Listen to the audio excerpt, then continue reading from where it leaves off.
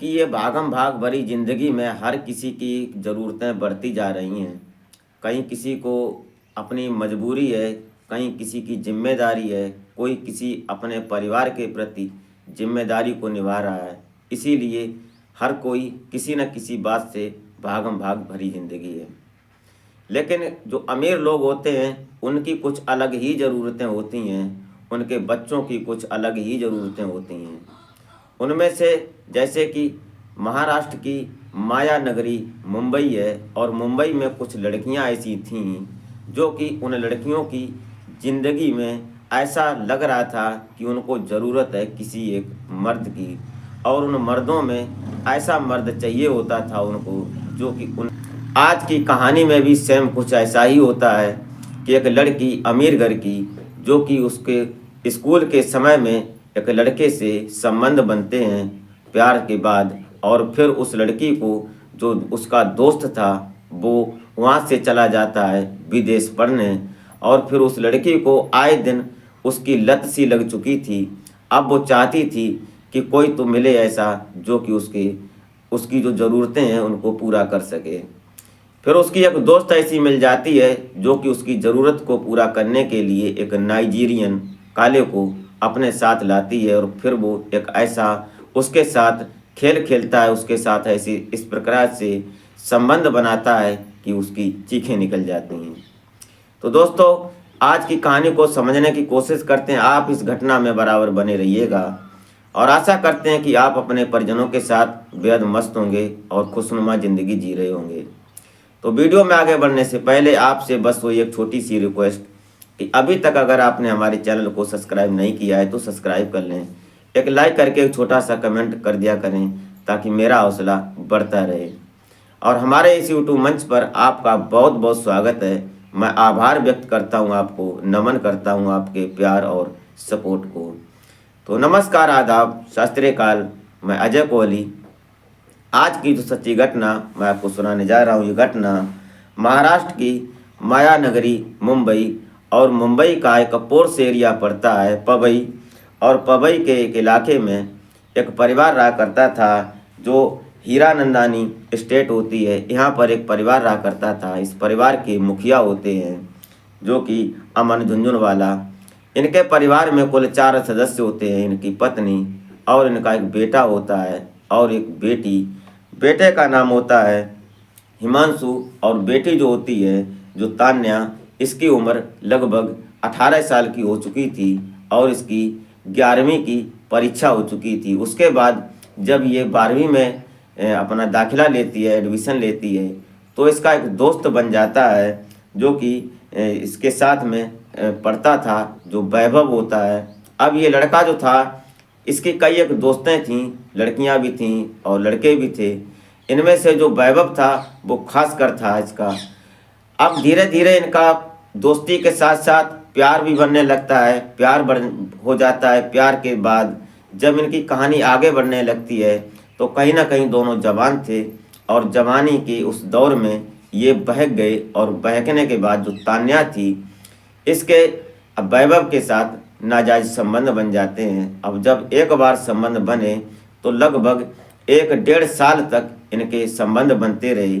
जब इनकी 11वीं पास हो जाती है, उसके बाद 12वीं पास हो जाती है, फिर धीरे धीरे जब इन्होंने इंटर क्लियर कर ली, उसके बाद जो वैभव होता है वो इंग्लैंड में चला जाता है अपनी आगे की पढ़ाई करने के लिए, और जो तान्या होती है ये एक मुंबई के ही कॉन्वेंट स्कूल में, बढ़िया स्कूल में एडमिशन ले लेती है।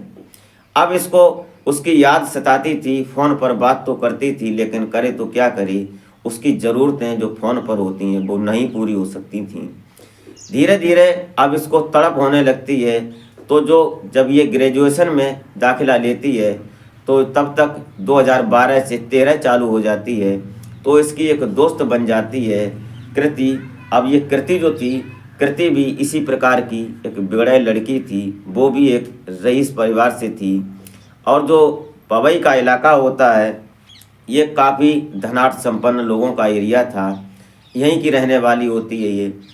तो ये जो तान्या थी, तान्या की दोस्ती कृति से जब होती है तो कृति ने एक फ्लैट ले रखा था पवई में स्पेशल, और वो अपने घर से स्कूल करती थी। लेकिन वो फ्लैट उसने इसलिए लिया था कि जब वो अपने दोस्तों के साथ होती थी तो वहाँ पर पार्टी सार्टी होती थी, इसलिए। तो ये दोनों उस फ्लैट में जाते हैं और दोनों, आज ड्रिंक्स का दौर हो रहा था, पार्टी चल रही थी। जो कुछ लोग थे वो सभी लोग खाते पीते हैं, उनके दोस्त थे। उसके बाद सब अपने अपने घर चले जाते हैं। अब रात 11 बज जाते हैं। तो जो तान्या थी ये बोलती है कि यार कुछ ऐसा करो, कोई लड़के की तलाश करो जो कि हमारी ज़रूरत पूरी हो सके। अब ये बात जब कृति सुनती है तो कृति बोलती है कि तुम रुको 2 मिनट, मैं अभी फ़ोन करती हूँ। तो वो फ़ोन उठाती है और किसी को फ़ोन करती है। जब वो उधर से कोई आता है लगभग 10-15 मिनट के बाद, तो नाइजीरियन होता है, वो काला था, जिसका नाम दलाल्स होता है। अब ये आता है तो वेल बजाता है। उसके बाद जब अंदर दाखिल होता है तो जो कृति थी, कृति उसको हाय हेलो बोलती है। उसके बाद जो तान्या थी उसको देखकर चौंक सी जाती है कि ये तो बहुत डेंजर सा लग रहा है। लेकिन उसके बाद वहाँ बैठता है। वो बैठने के बाद जो ड्रिंक्स वगैरह था वो सब होता है। अब ये जो कृति थी उसको छेड़ने लगती है तो वो झटक देता है और बोलता है कि ऐसे नहीं, पहले पैसे दो। क्योंकि वो जो दलाल था वो नाइजीरियन, वो पैसे लेकर काम किया करता था, उसके बाद महिलाओं को खुश करने का काम करता था। तो जो कृति थी वो अंदर जाती है और अंदर जाकर काफ़ी सारे पैसे लेकर आती है, उसको पैसे देती है और पैसे देने के बाद वो उसके साथ फिर छेड़छाड़ करने लगता है। और जब अंदर ले जाता है कमरे में तो कृति के साथ वो संबंध बनाता है। और संबंध बनाने के बाद जब आवाज़ें आने लगती हैं अंदर से, तो जो लड़की थी ये तान्या, ये बाहर बैठी बैठी इंतज़ार कर रही थी।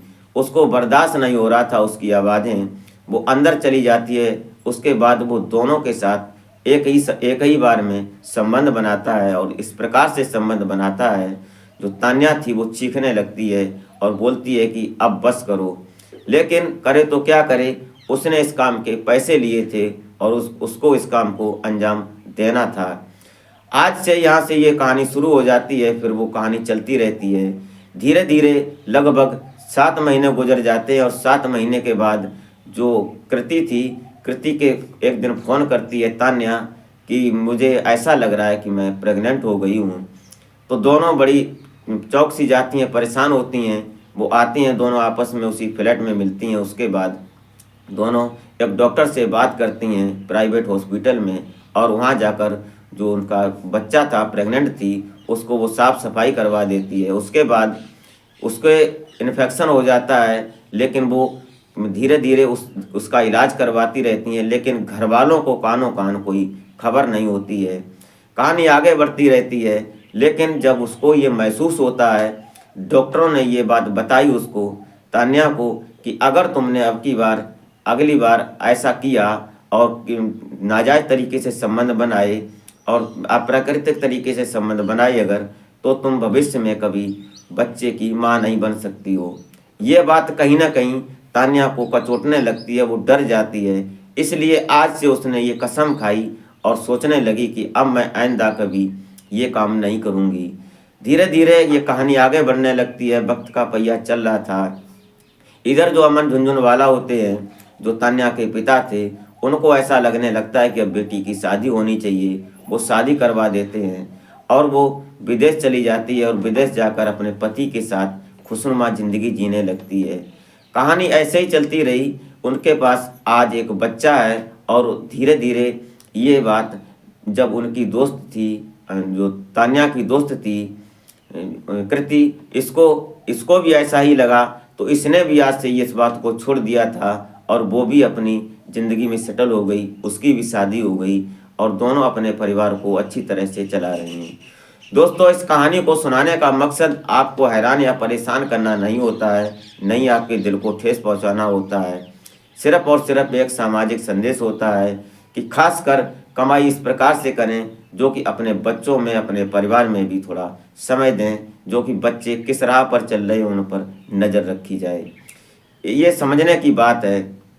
दोस्तों, ये कहानी हमने जो ली है ये सोशल मीडिया से उठाई हुई कहानी है। इस पर मैं या मेरा चैनल कोई जिम्मेदारी नहीं लेता है, क्योंकि ये कहानी एक सामाजिक थी और समाज तक पहुंचाने का हमने ये सोचा, इसलिए आप तक पहुंचाने की कोशिश की। तो मिलते हैं फिर नेक्स्ट वीडियो में। तब तक के लिए जय हिंद।